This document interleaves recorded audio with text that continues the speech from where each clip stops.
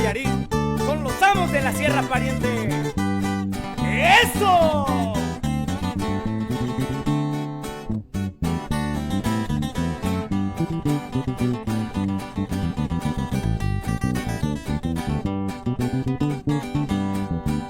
De allá de Jesús María, muy cerca de Peyotán, estado de Nayarit, de allá les vengo a cantar la fama de un traficante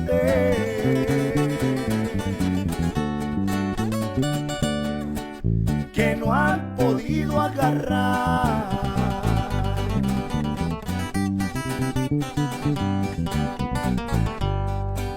Subió pa' la Sierra Cora, cruzando montes y valles, con su bolsita cargada y su cuerno por delante. Había visto a los soldados,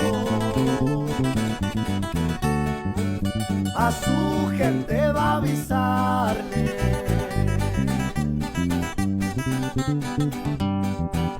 Conoce muy bien la sierra, por eso es el vigilante. Le pagan muy buena lana, toditos los traficantes le dicen el tecolote.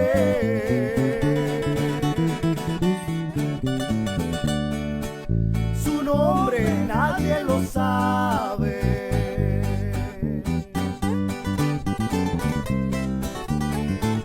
Ahí le va, carnal Ernesto Chino. Son los amos de la Sierra Pariente.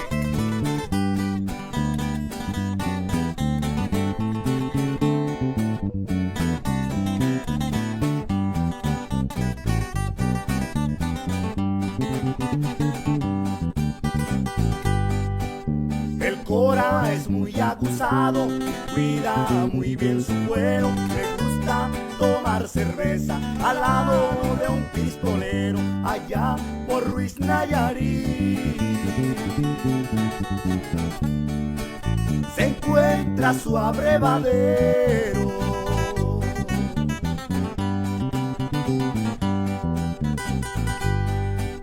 Les voy a dar un consejo, no le vayan a gerrar. Si ven tomando a un corita, no lo vayan a enfadar, porque ese es el tecolote.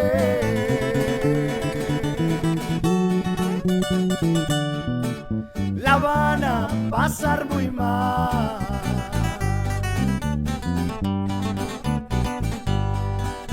Conoce muy bien la sierra, por eso es el vigilante. Le pagan muy buena lana, toditos los traficantes le dicen el tecolote.